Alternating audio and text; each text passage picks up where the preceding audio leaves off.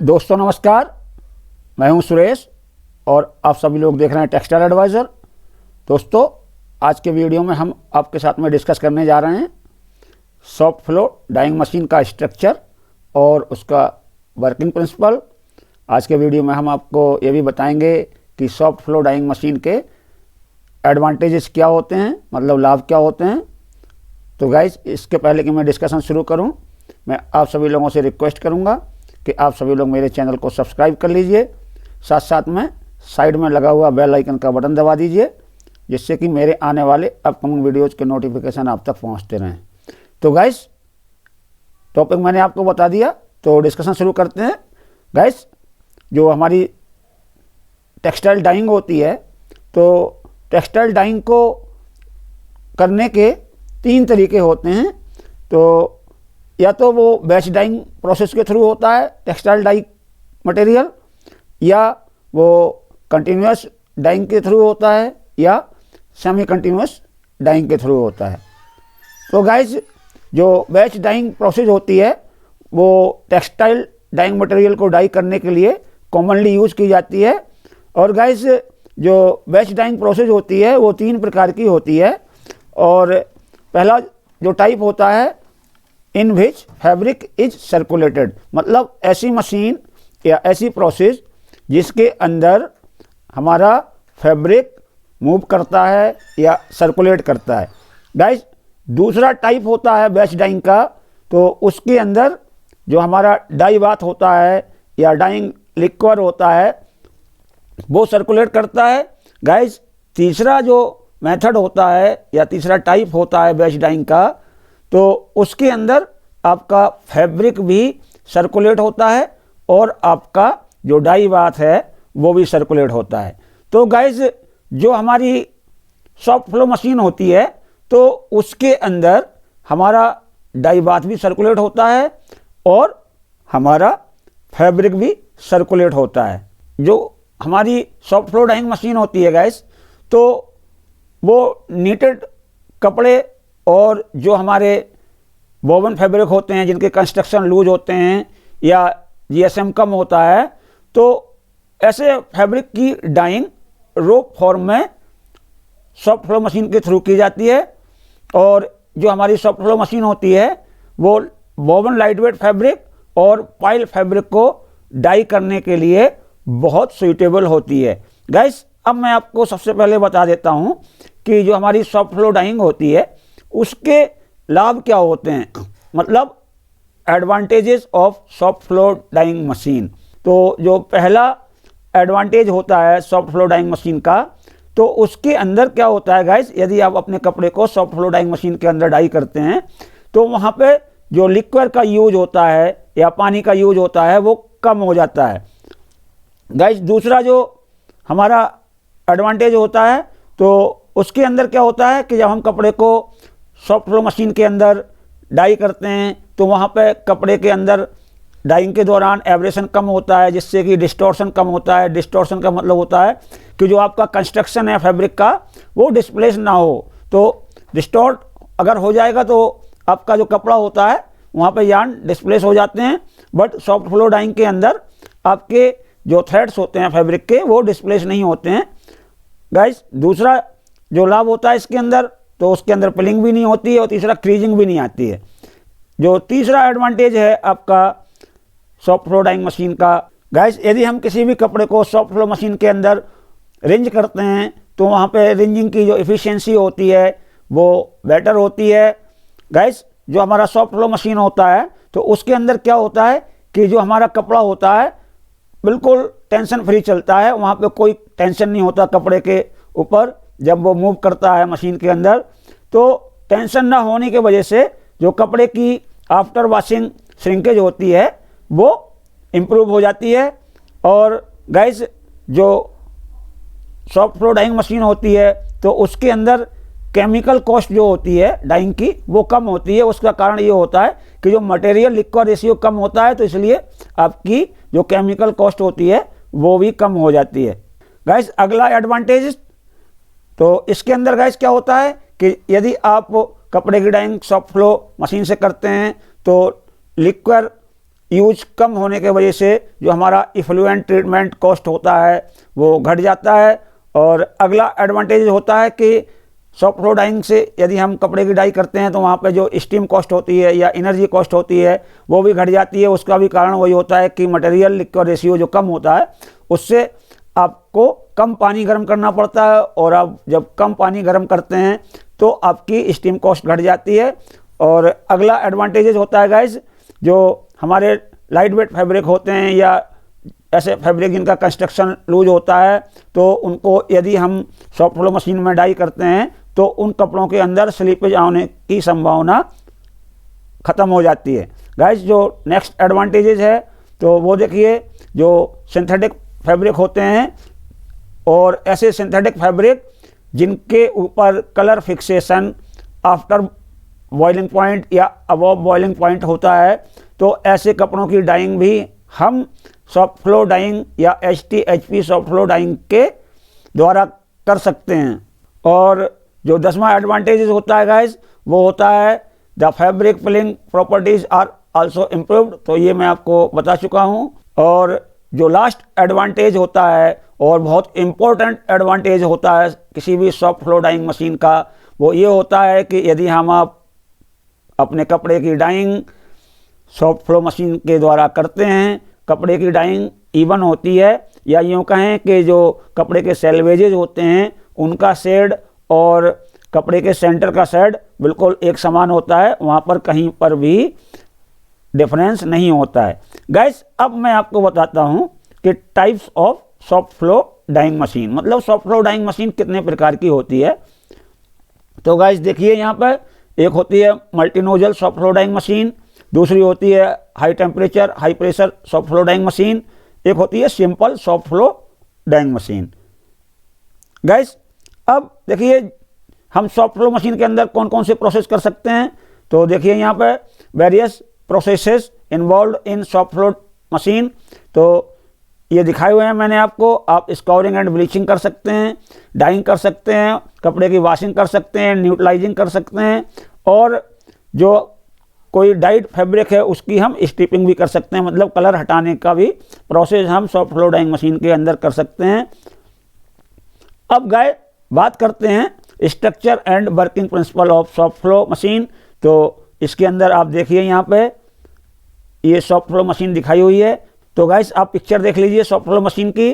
तो जो soft flow machine होती है तो इसका पिक्चर आप देख सकते हैं, ये डोर होता है, तो इसके अंदर आपका जो नोजल वगैरह होता है और नैरो ट्यूब होती है लगी होती है, और इसी के अंदर लिक्विड भरा होता है, और ये आपका साइड टैंक है।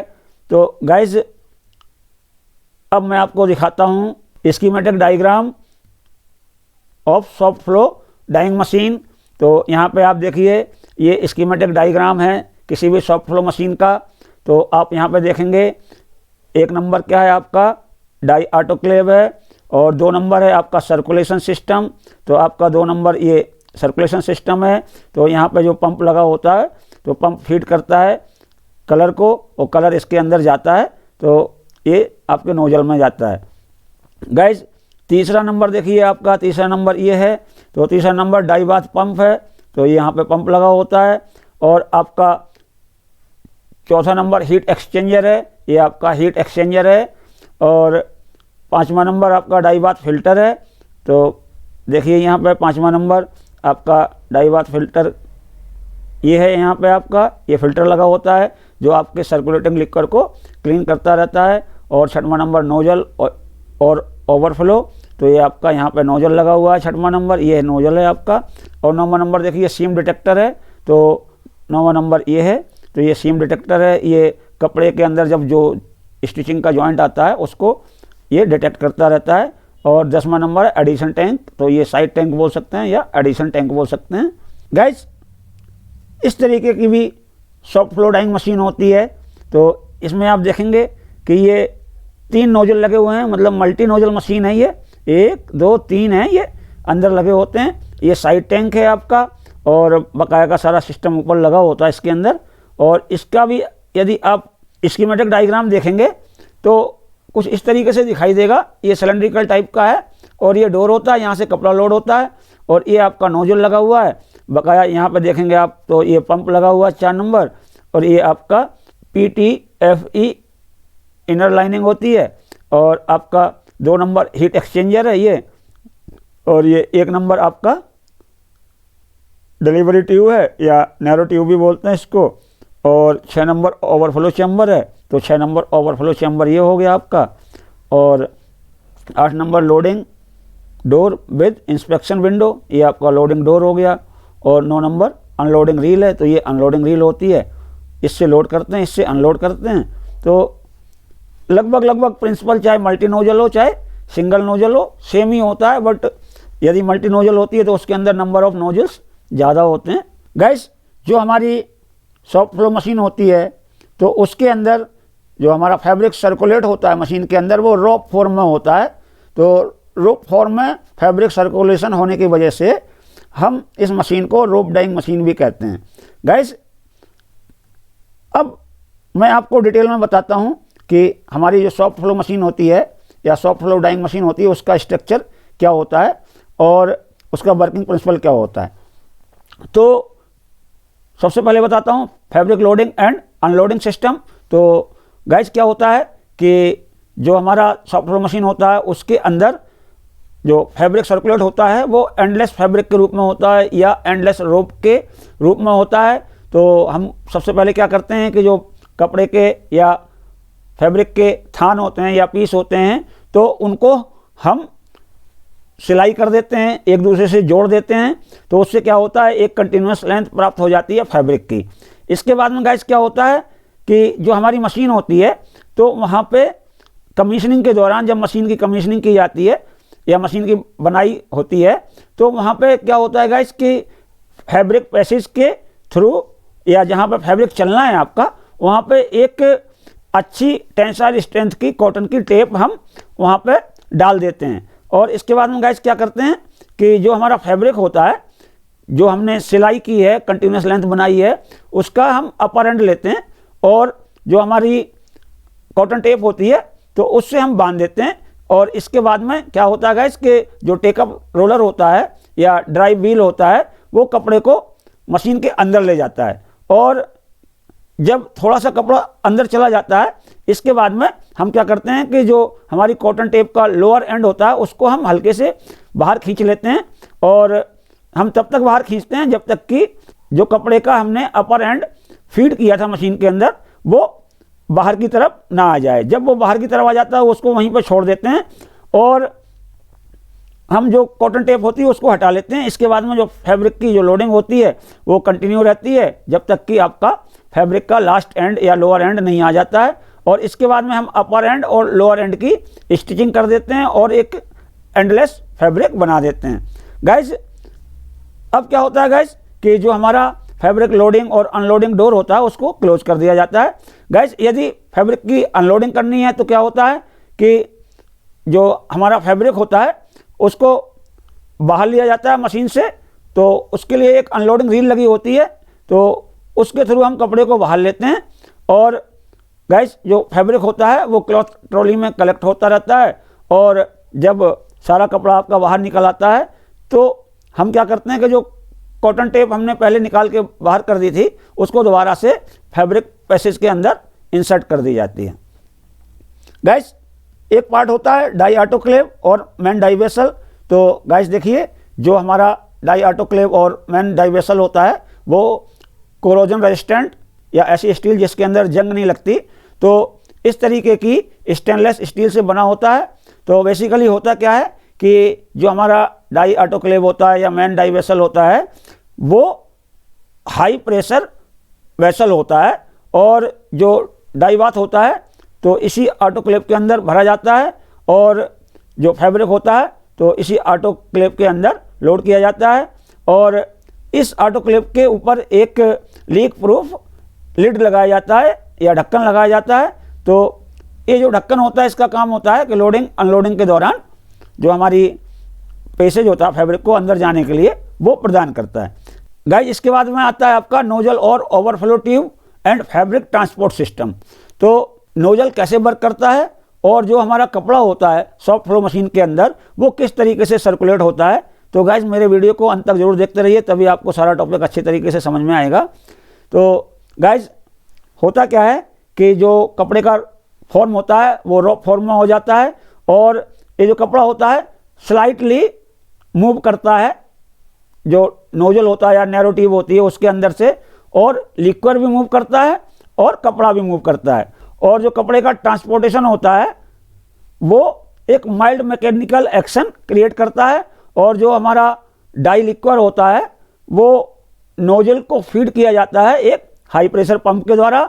और जब हमारा कपड़ा नोजल से पास होता है तो जो सर्कुलेटिंग फैब्रिक होता है वो डाई लिक्विड के कांटेक्ट में आता है, और जो डाई लिक्विड होता है वो फैब्रिक के अंदर प्रॉपरली और अच्छी तरीके से पेनेट्रेट हो जाता है। तो वो अच्छी तरीके से क्यों हो जाता है? क्योंकि जो लिक्विड होता है वो प्रेशर से निकलता है नोजल से, तो अच्छी तरीके से कपड़ा डाई होता है, वहाँ पे पेनेट्रेशन हो जाता है लिक्विड का। और जो मेन डाइंग वेसल होता है वो एक ट्यूबुलर शेप में होता है, और जो फैब्रिक बाहर आता है नोजल से, या जो नैरो ट्यूब भी कहते हैं, डिलीवरी ट्यूब भी कहते हैं, वो आपके मेन वेसल में गिरता है। और जो कपड़ा मेन वेसल में गिरता है वो प्लेटेड होता जाता है। प्लेटेड का मतलब जो प्लीट्स बनती है, मतलब चुन्नट बनती है, तो उस तरीके के फॉर्म में वो कपड़ा वहाँ पे इकट्ठा होता रहता है। गाइज इसके बाद में आता है आपका liquid circulation pump and filter. तो मशीन के अंदर एक high pressure liquid circulation pump लगा रहता है, और जो हमारा लिक्विड होता है इसी पंप के द्वारा नोजल को फीड किया जाता है। और ये जो हमारा लिक्विड सर्कुलेशन पंप होता है वो वेसल से लिक्विड को लेता है और नोजल को फीड करता है, और पंप के साथ में एक फ़िल्टर भी अटैच होता है। तो जो हमारा डाई बाथ होता है उसको कंटिन्यूसली फिल्टर करता रहता है, क्लीन करता रहता है। गाइज इसके बाद में आता है आपका हीट एक्सचेंजर। तो जो हीट एक्सचेंजर होता है वो लिक्विड सर्कुलेशन पंप और नोजल के बीच में माउंट किया जाता है। तो हीट एक्सचेंजर का जो मेन फंक्शन होता है, तो जब भी ज़रूरत पड़े डाइंग के दौरान तो मशीन का जो टेम्परेचर होता है उसको डाउन लाना या टेम्परेचर कम करना। और जब डाइंग कंप्लीट हो जाती है गाइस, तो क्या होता है कि जो आपका डाई बाथ होता है उसकी कूलिंग की जाती है, उसके बाद ही हम कपड़े को अनलोड करते हैं। तो जो आपका हीट एक्सचेंजर होता है वो डाई बाथ के टेम्परेचर को कम कर देता है। गाइस इन सब चीज़ों के अलावा और भी बहुत सारी चीज़ें लगी होती हैं, तो उनको मैं शॉर्ट में बता देता हूं।